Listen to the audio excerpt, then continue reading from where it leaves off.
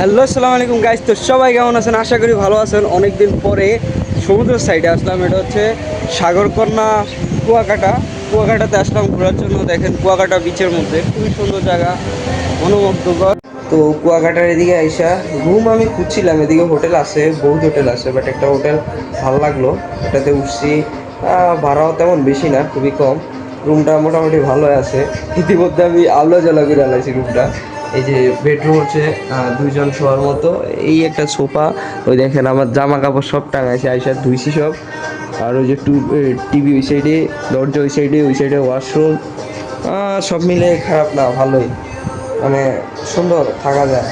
দুইজন থাকার জায়গা, বাট একজন থাকতেছি। আমার আবার সম আমার আবার ধরেন একলা ঘুরতে ভালো লাগে। একলা ঘুরতে বলতে কি, আমি আসছি এদিকে অন্য কাজে, আমার কোম্পানির কাজে। সো এদিকে তাই ভাবলাম যে কুয়াকাটা কাছে আছে, একটু ঘুরে আসি। তো যে ডিসিশন, মানে হুটার ডিসিশন নেই আমি আবার। বিশেষ করে ঘোরার ব্যাপারটা হলে আমি আবার ঘোরার কি বাসক, এই দিক থেকে এদিকে শুধু হারাই যাই, হারায় ঘুরতে ভালো লাগে আমার। আমি মূলত সাগরের পাড় দিয়ে ঘুরতেছিলাম, ঘোরার সময় একটা বাইক পাইলাম, বাইক ভাড়া দেয় আর কি। তো ভাড়া বলতে কি, ওনারাও সাথে থাকে, ওনারা এক্সপোর্ট ঘুরায়। তো এদিকে ঘুরাবে কয়েকটা 6টা এক্সপোর্টের মতো, ওনারা 300 টাকার মতো নিবে আর কি। তো এক মুরব্বীর সাথে এতক্ষণ হচ্ছে ঘুরলাম।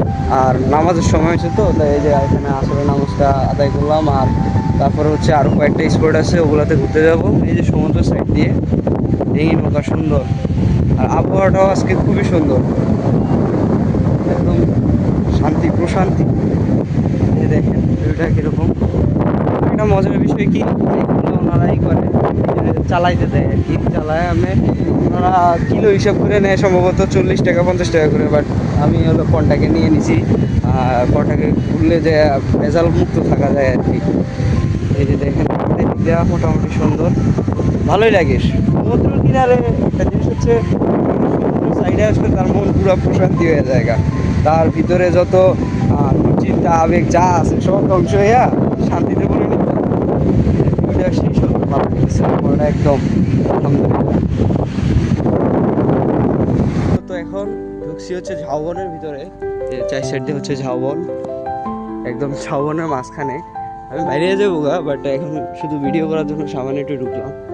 জানি না জায়গা কিরকম, বাইরে রাখবে এমন আছে আমাকে।